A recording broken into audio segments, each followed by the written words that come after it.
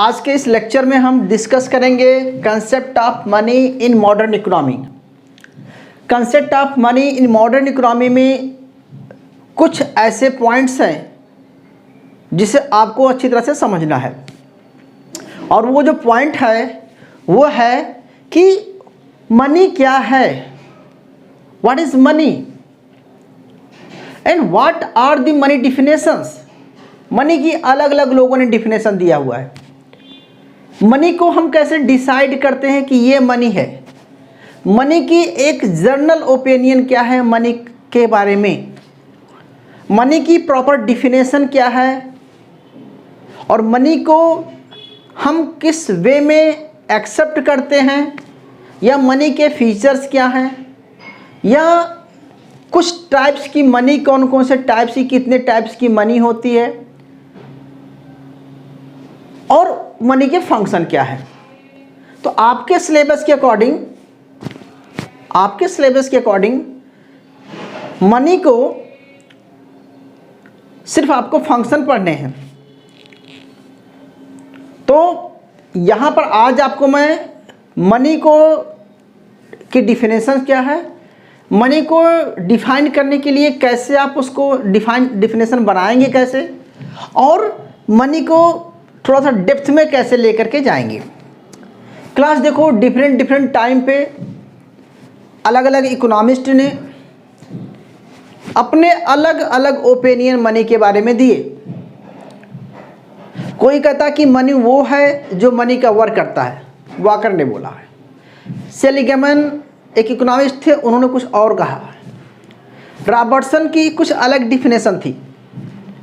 Professor Friedman ने एक broad money को लेकर के बात किया। तो यानी कि हर इकोनॉमिस्ट अपने तरीके से मनी को डिफाइन किया है। तो हम डिफिनेशन में ना जा करके आपको हम ये बताते हैं कि आप मनी को कैसे डिफाइन करेंगे। तो मनी को डिफाइन करने का एक सिंपल कंसेप्ट क्लास मैंने बताया है कि money is that part of persons, money is that part of persons wealth. Money क्या है, वो पार्ट है, मनी वो है एक पर्सन की वेल्थ है। क्या है, it is a parts of persons wealth that can be कर सकता है used for purchasing goods and services. Simple definition निकली कि मनी वो वेल्थ है जो एक पर्सन के पास है। वो पर्सन उस मनी से, उस वेल्थ से जो कुछ भी परचेज कर सकता है वह एक मनी हो जाएगा। अगर मेरे पास कोई वेल्थ है, सपोज दैट मेरे पास राइस है, और मुझे इस राइस के बदले मुझे कुछ और ग्रेन लेना है, तो मैं राइस दूंगा तो बदले में व्हीट ले लेता हूं, तो राइस क्या हो गया, मेरा मनी हो गया। या मेरे पास एक पेन है, इस पेन को मैं दे करके इसके बदले कुछ और परचेज ले लेता हूं, तो यह वेल्थ हो गई, यह एक हमारी मनी हो गई। तो सिंपल मनी की डिफिनेशन यह कहती है कि मनी वो है जो आपकी परचेजिंग पावर को, या जो आपको गुड्स एंड सर्विसेज को एक्सचेंज करने में हेल्प करती है। क्योंकि सब पर्सन के पास, हर एक पर्सन के पास उसकी सेटिस्फेक्शन, उसकी रिक्वायरमेंट के अकॉर्डिंग सब कुछ अवेलेबिलिटी नहीं होती है। तो जब सब कुछ अवेलेबल नहीं है आपके पास, तो कहीं ना कहीं आपको किसी दूसरे पर्सन से बारो करना पड़ेगा। उस बारो करने में हो सकता है मैं जिसको पे करना चाहता, जिससे मैं बारो करना चाहता हूँ, या जिसको मैं कोई अपनी गुड्स दे करके बदले में दूसरी गुड्स लेना चाहता हूँ, वो ना लेने को रेडी हो। कोइंसिडेंस वांट ना हो कि मैं ऐसे पर्सन को ढूंढना पड़ेगा जो मेरे गुड्स को लेने के लिए रेडी हो जाए, और वो मुझे ऐसे गुड्स को परचेज देने के लिए रेडी हो जाए। तो दोनों सबसे कोइंसिडेंस वांट होना जरूरी है। तो इस केस में अगर ऐसा पर्सन मिलना मुश्किल है, तो आपका जो है एक्सचेंज नहीं होगा। तो कहता है कि मनी वो है जो कोई भी चीज़ एक्सचेंज कर दे without any barrier. Without any coincidence want, without any मतलब डिफ़िकल्टीज़, और जब चाहे हम उसको डिवाइड कर दें चीज़ों को, तो जिसमें डिविजिबिलिटी होनी चाहिए, ड्यूरेबिलिटी होनी चाहिए, वो गुड्स जो है मनी हो जाता है। लेकिन एक इकोनॉमिक्स की लैंग्वेज में मनी को डिफाइन करने के लिए आप कुछ एलिमेंट्स उसमें इंक्लूड कर दीजिए। जैसे मैंने बोला लिक्विड एसिड, मनी क्या है? एक लिक्विड एसिड्स है। अब बोलोगे सर एसिड्स क्या होते हैं? तो देखो एसिड्स वो होते हैं, अब दो तरह के एसिड्स होते हैं, एक होता है टेंजेबल एसिड, एक होता है नॉन टेंजेबल एसिड्स। जिस चीज़ को आप टच कर सकते हैं वो टेंजेबल एसिड होता है, जिस चीज़ को आप टच नहीं कर सकते हैं जो कि इनविजिबल है उसे आप टेंजेबल इनटेंजेबल एसिड्स बोलते हैं। तो एसिड जैसे आपका लैंड हाउस है, या आपका गोल्ड है आपके पास जिसको आप टच कर सकते हैं, लैंड है आपके पास, बहुत सारी लैंड पड़ी है, उसको सेल करके आप कुछ भी ले सकते हैं। तो कुछ ना मतलब है कि ये सब चीज़ें जो हैं, ठीक है, ये सब चीज़ें जो हैं क्लास क्या है, ये सब चीज़ें क्या होती हैं? एसेट्स होते हैं। और दूसरी तरह का एसेट जैसे आपके पास क्रेडिट कार्ड है, उससे आप जो मर्जी शॉपिंग कर सकते हैं, या हम ऐसा बोल सकते हैं आपके पास फिक्स डिपॉजिट है, एफडी करा रखा है, तो जब चाहें एफडी को आप ड्रा करके तोड़ करके आप उसे मनी में कन्वर्ट कर सकते हैं। तो एफडी क्या है? वो एफडी आपकी क्या है क्लास? वो एफडी आपकी एसेट्स है। तो यानी कि एसेट्स बहुत तरह की हो सकती है। जो कुछ भी आपके पास है, या तो वो रियल एसेट्स है या tangible asset, non tangible assets है। रियल एसेट है जिसको हम फिजिकली मतलब जो यूनिट्स में हम डिसाइड करते हैं, ठीक है। अच्छा, तो मनी वो है जो लिक्विड होनी चाहिए। पहली कंडीशन, लिक्विड का मतलब होता है कि आसानी से उसको हम कन्वर्ट कर सकें, आसानी से वो कहीं भी हम उसको ले जा सकें।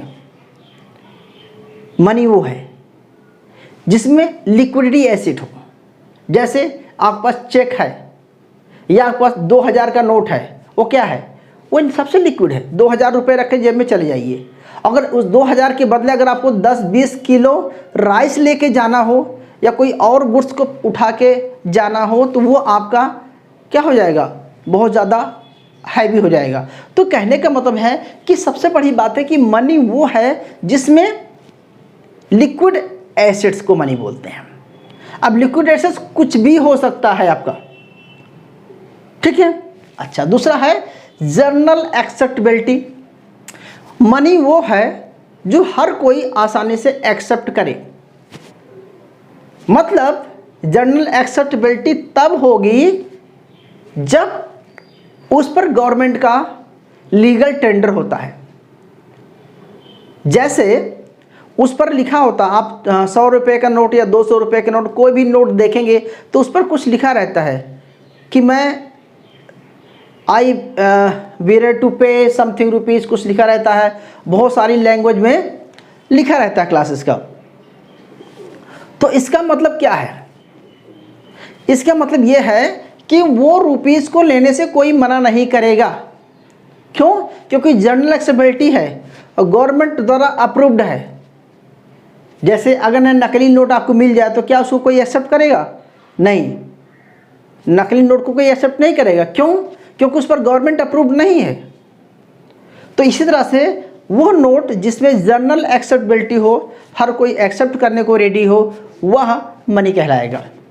जिसमें जनरल एक्सेप्टेबिलिटी नहीं है वो मनी नहीं कहलाएगा। दूसरा है वॉलंटरी एक्सेप्टेबिलिटी। किसी को आप फोर्स करके एक्सेप्ट नहीं करवाए कि ये इसको ले लीजिए। जो वॉलंटरी एक्सेप्टेबिलिटी हो, किसी के पास जाइए पैसा दे दीजिए, मना नहीं करेगा वो। मीडियम ऑफ एक्सचेंज, जिसको आप किसी भी चीज़ में एक्सचेंज कर सकते हैं। आपको डॉलर परचेज करना है, आप 40 रुपीज़ 72 रुपीज़ पे कीजिए, आप $1 ले लीजिए। आपको वेज रेट देना है, एक लेबर पूरे डे वर्क करता है और उसको 120 रुपीज़ देना है, तो अगर आप उसको 120 रुपीज़ देते हो, वो एक्सेप्ट कर लेता है कि ठीक है 120 रुपीज़ सफिशेंट है। उसके बदले आप उसको राइस दे सकते थे या उसको वीट दे सकते थे, कुछ भी दे सकते थे।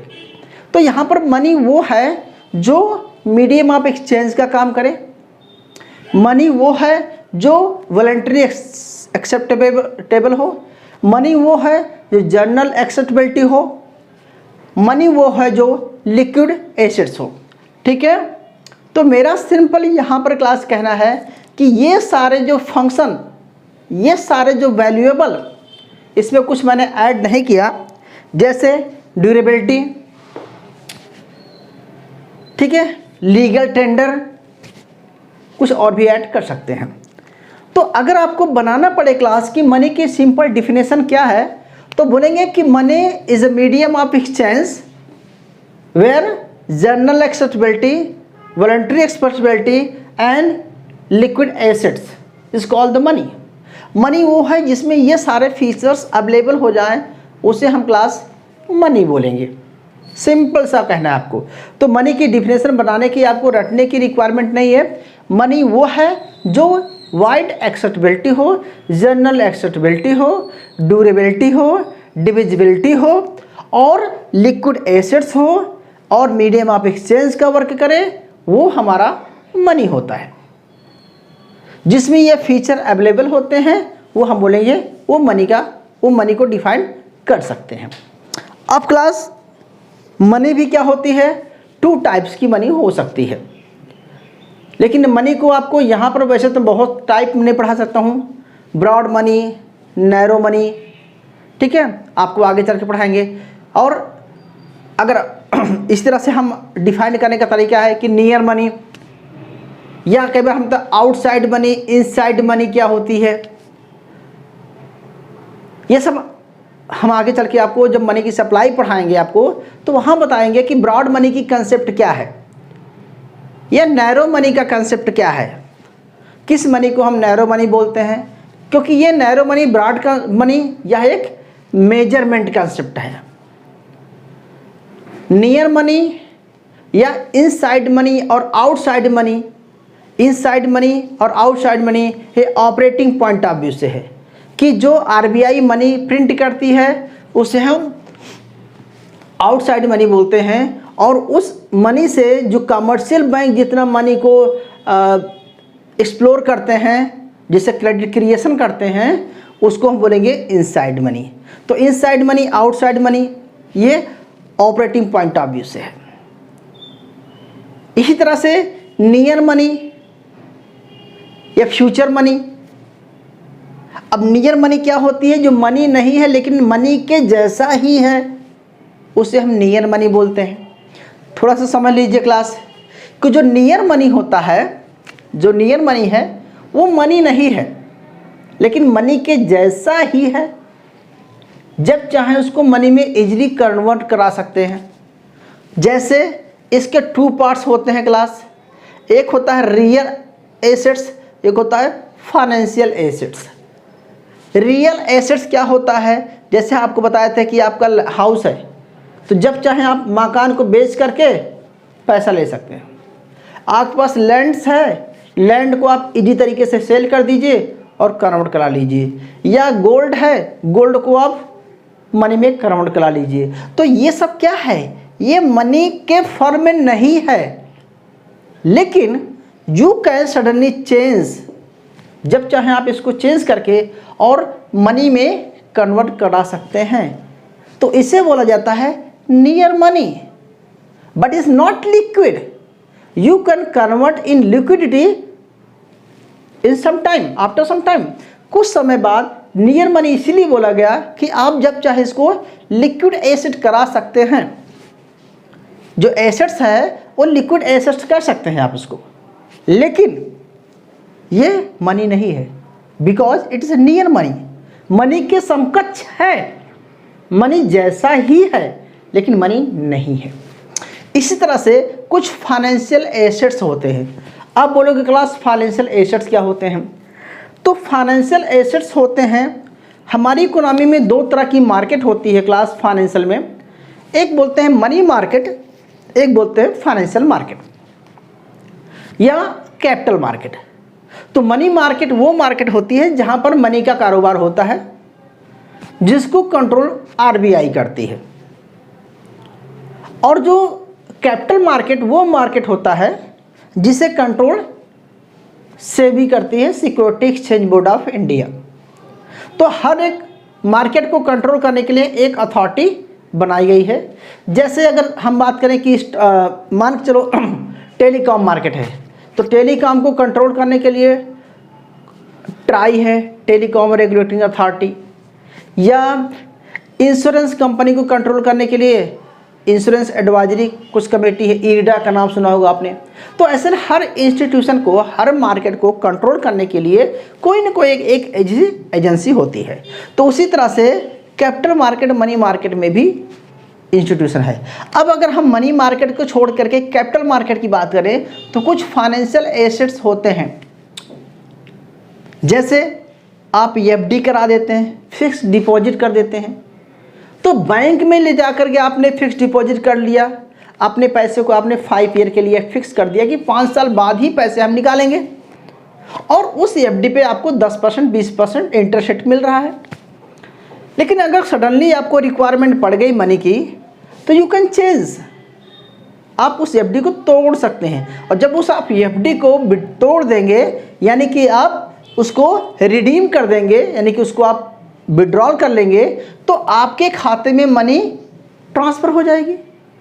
जिस खाते से आपने एफडी किया उस खाते में पैसा आ जाएगा।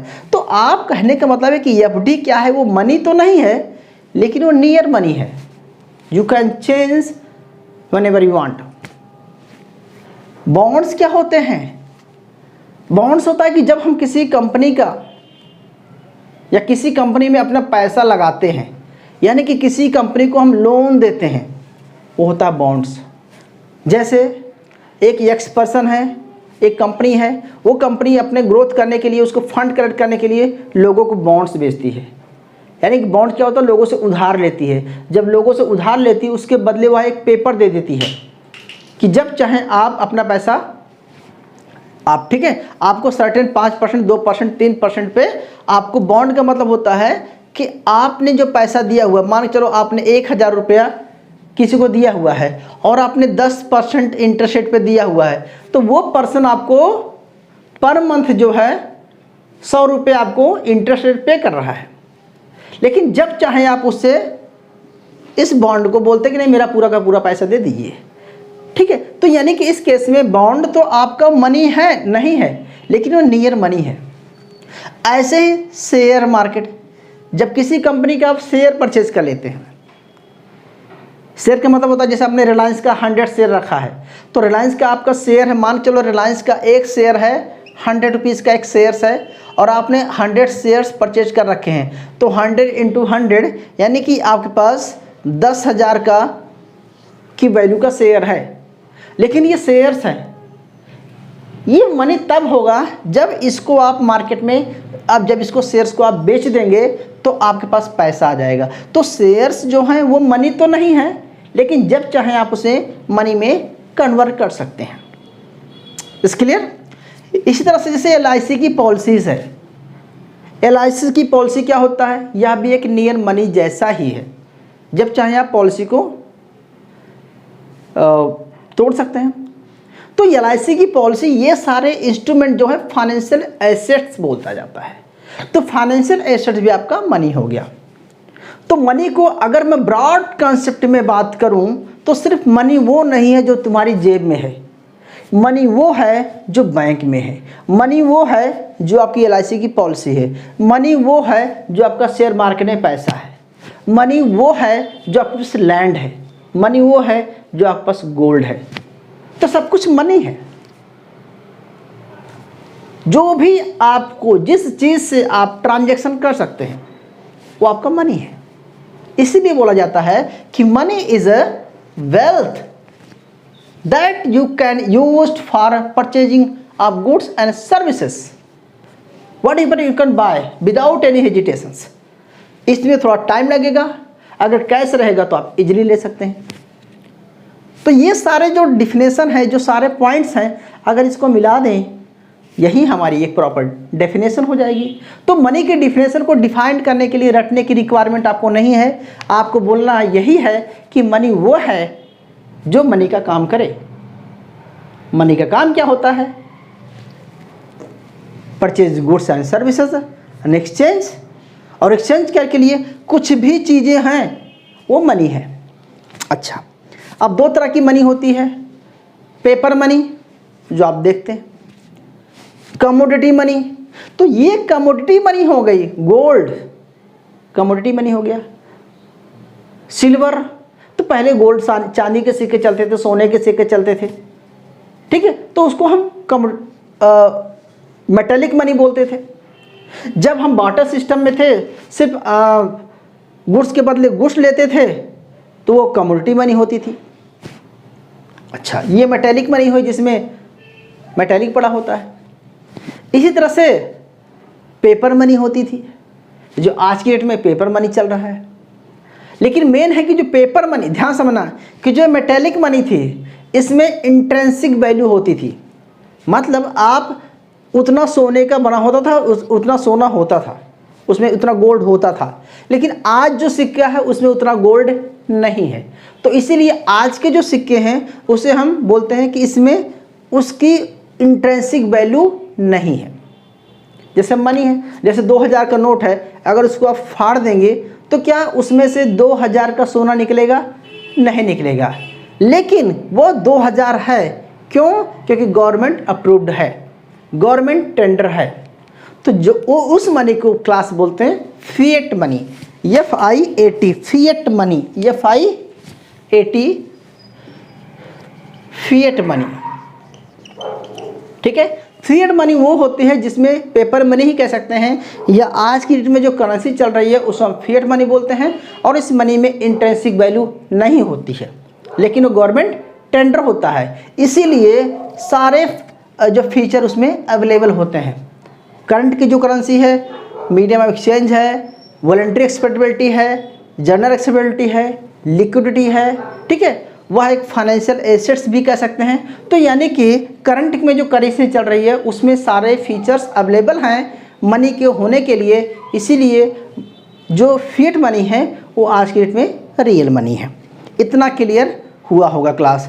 अब हम बात करते हैं, इन पॉइंटों को समझ गए होंगे तो मैं आगे चलूं, एक छोटा सा टॉपिक पढ़ा देते हैं आपके सिलेबस के अकॉर्डिंग ही क्लास। देखिए, अब आपको पढ़ना है function of money. What is the function of money? आपका एक बहुत छोटा सा चैप्टर है, then I want finish today, पूरा मैं ख़त्म करना चाहता हूँ।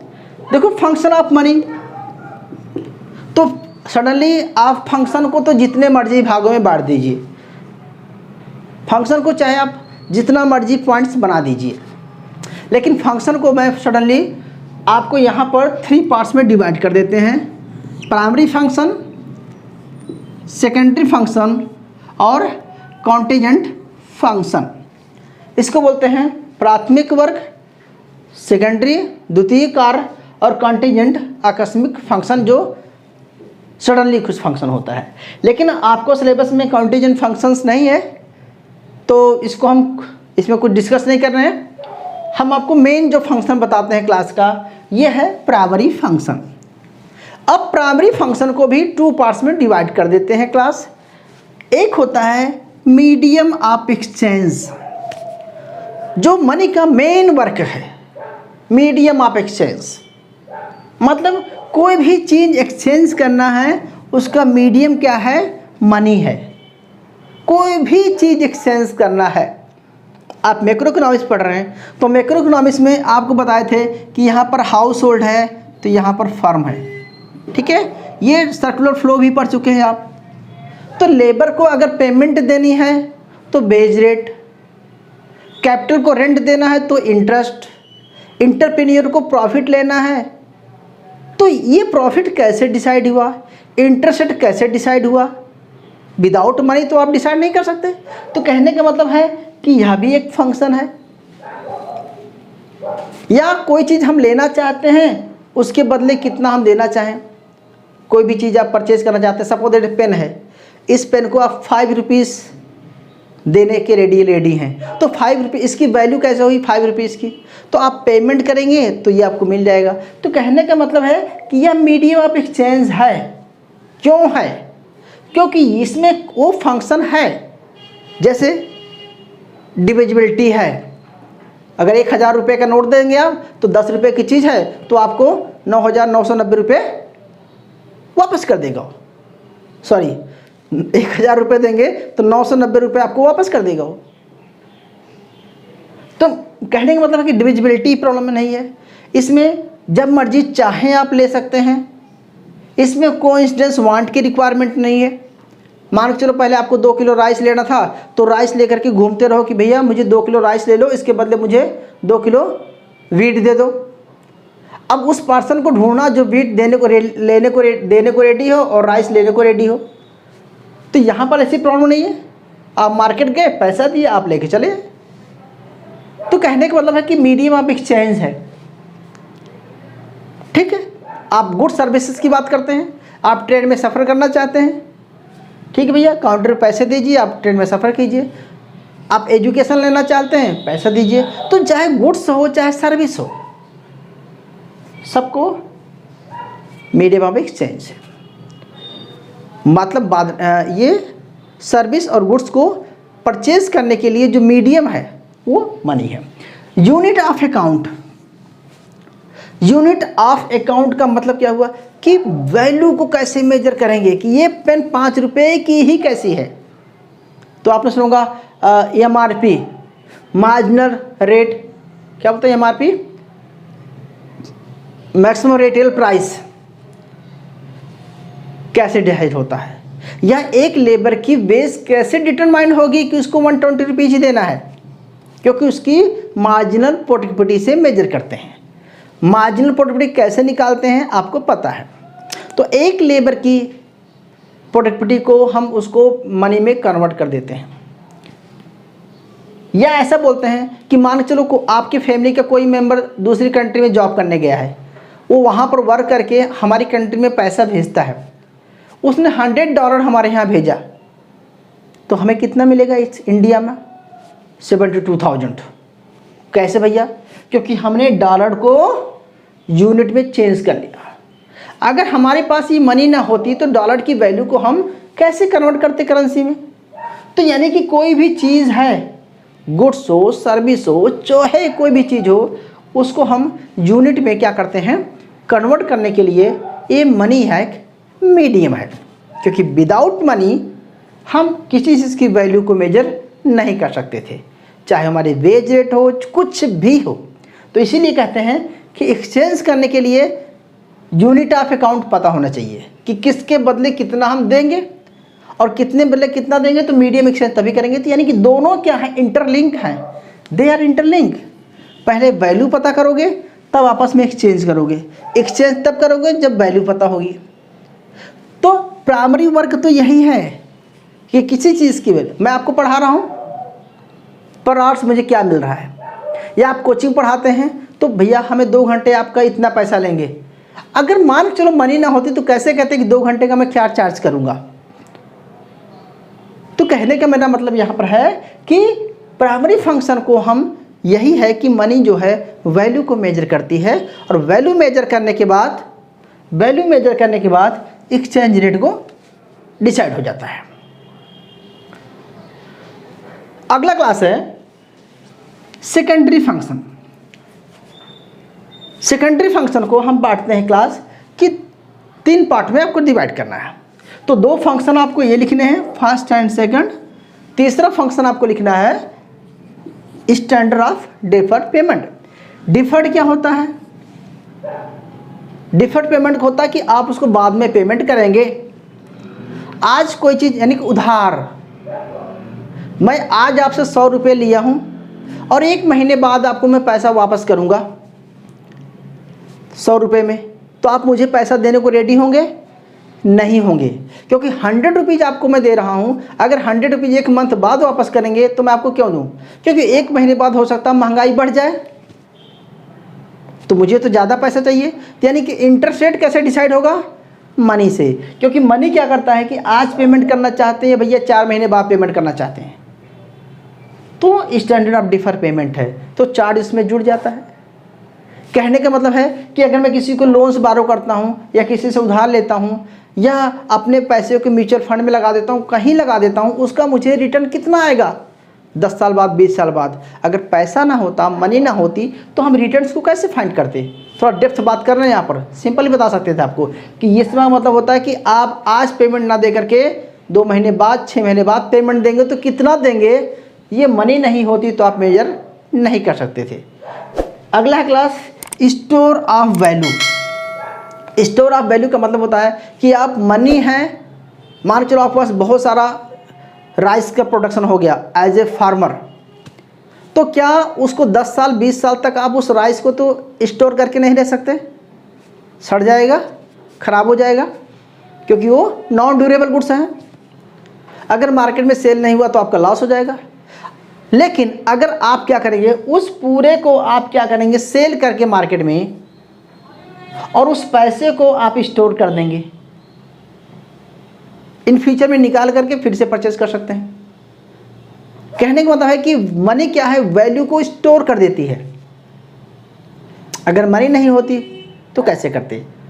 या कहने का मेरा मतलब ये है कि आपकी जो स्टोर ऑफ वैल्यू, जैसे मान चलो मैंने पूरे साल वर्क किया और पूरे साल वर्क करने के बाद मेरे पास 1 लाख रुपए आ गया। अगर मैं पूरे साल वर्क करता और पर डे मुझे 5 kg राइस मिलता, तो मेरे पास राइस कितना इकट्ठा हो जाता और ख़राब हो जाता। लेकिन हमने अपने वर्क की वैल्यू को, जो मैंने साल भर वर्क किया, उस वर्क को स्टोर कर दिया पेमेंट में और फिक्स कर दिया एफडी में, डिपॉजिट कर दिया, सेविंग में डाल दिया, हमारा और पैसा बढ़ रहा है। अगर मनी नहीं होती तो आप स्टोर ऑफ वैल्यू नहीं कर सकते थे। अगला कहते हैं class transfer of value. Value को ट्रांसफ़र कर रहे हैं। आप यहाँ बैठे हैं, आप अपने घर में पैसा भेज रहे हैं, आप दिल्ली में हैं या कहीं हैं, जॉब कर रहे हैं, आप अपना पैसा रूरल एरिया में ट्रांसफ़र कर रहे हैं। वेस्टर्न ट्रांसफ़र मनी सुना होगा। अगर कोई बाहर वर्क कर रहा है तो हमारी कंट्री में ट्रांसफ़र कर रहा है। इसका मतलब होता है कि ट्रांसफ़र वैल्यू, अपने वर्क की वैल्यू को यहाँ ट्रांसफ़र कर दिया। या मान चलो मेरे पास यहाँ पर लैंड है, बहुत ज़मीन है, या मेरे पास यहाँ पर खुद का हाउस है और मुझे यहाँ से अदर जगह शिफ्ट होना है, या मेरे पास आज एक कार है, मैं दूसरे जगह शिफ्ट होना चाहता हूँ, तो क्या करूँगा? यहाँ सारा कुछ बेच करके वहाँ जा कर के फिर से परचेज़ कर लूँगा। अब मैं अपना घर तो उठा के ले नहीं जाऊँगा कि वहाँ जाकर अपना घर यहाँ से उठा के वहाँ ले जाओ। हनुमान जी की संजीवन बूटी तो नहीं सुना कि वहाँ से उठा के ला दिया। सिर्फ कहने का मतलब है कि आप अपनी वैल्यू को ट्रांसफ़र करेंगे। वहाँ पर आप यहाँ बेच करके अकाउंट से अपने अकाउंट में डाल दिया और वहाँ जाकर अपने अकाउंट में निकाल लिया और वहाँ सारा काम किया, तो ट्रांसफ़र ऑफ वैल्यू है। तो यानी कि मनी क्या है, वैल्यू को ट्रांसफ़र कर देती है। इसी तरह से कॉन्टीजेंट फंक्शन में बहुत सारे फंक्शन हैं।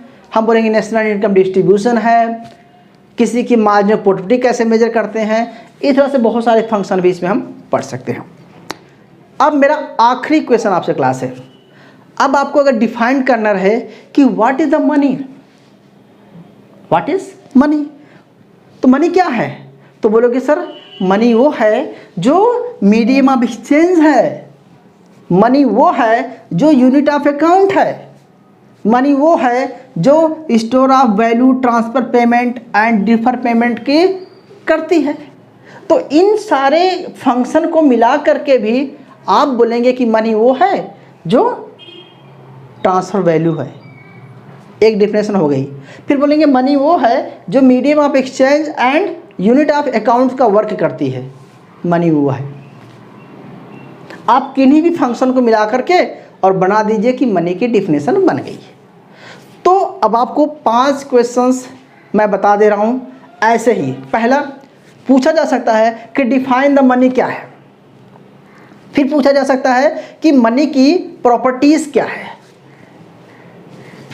फिर पूछा जा सकता है कि नियर मनी क्या है। फिर पूछा जा सकता है कि नियर मनी और मनी में डिफरेंट क्या है। अच्छा, अगला हम पूछ सकते हैं कि मनी के फंक्शन क्या है, मनी के प्राइमरी और सेकेंडरी फंक्शन में डिफरेंस क्या है। या आपसे सिंपल क्वेश्चन पूछा जाता है कि define the money and explain the all function of money. तो क्लास ये सारे पॉइंट्स मैंने आज आपको इसीलिए क्लियर करा दिया कि ये इंटरलिंक है। अच्छा, अगर आपसे एक क्वेश्चन में पूछा जाए कि what happened in economy if suddenly money disappear, अगर मनी मार्केट से डिसअपीयर हो जाए तो क्या होगा?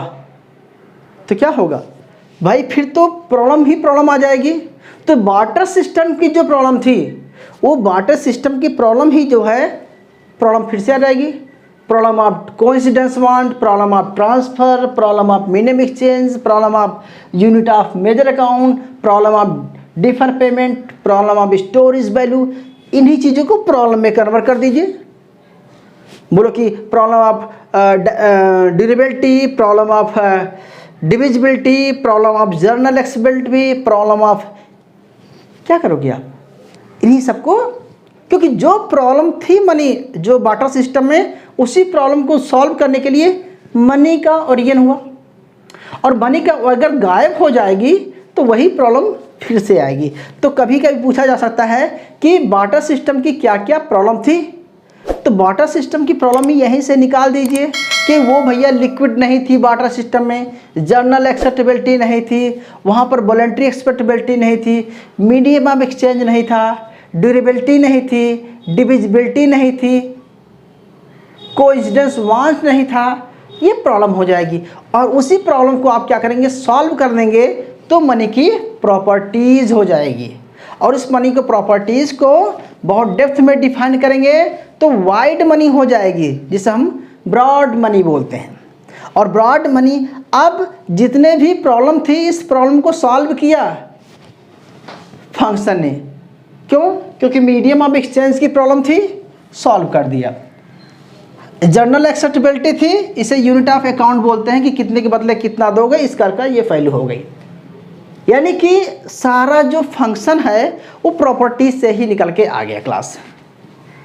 तो ये सारे पॉइंट्स आपको माइंड में रखने हैं और किस तरह से इंटरलिंक करके आपको एक्सप्लेन करना है, क्योंकि लिखना एग्जाम में और पढ़ना दोनों में डिफरेंट होता है। और जब आप अच्छी तरह से तभी लिख पाते हैं जब आप कोरिलेट करते हैं चीज़ों को। तो what is the problem of barter system, why money का ओरिजिन क्यों हुआ, जो बार्टर सिस्टम की प्रॉब्लम थी इसीलिए मनी का ओरिजिन हुआ, मनी की प्रॉपर्टीज़ क्या है, ठीक है, ये सब आपको अच्छी तरह से समझ लेना है। ठीक है, सो क्लास आई होप कि ये सारा पॉइंट्स आपका क्लियर हो गया होगा। फिर भी कोई क्वारी हो तो हम नेक्स्ट क्लास में फिर से इसको ज़रूर डिस्कस करेंगे। ठीक है, आप प्लीज़ नोट डाउन कर लीजिए सारे पॉइंट्स को। ओके, और मिलेंगे हम कल नेक्स्ट लेक्चर में, जिसमें हम आपको पढ़ाएंगे money measurement and money supply. So तब तक के लिए प्लीज़ नोट डाउन कीजिए। Thank you.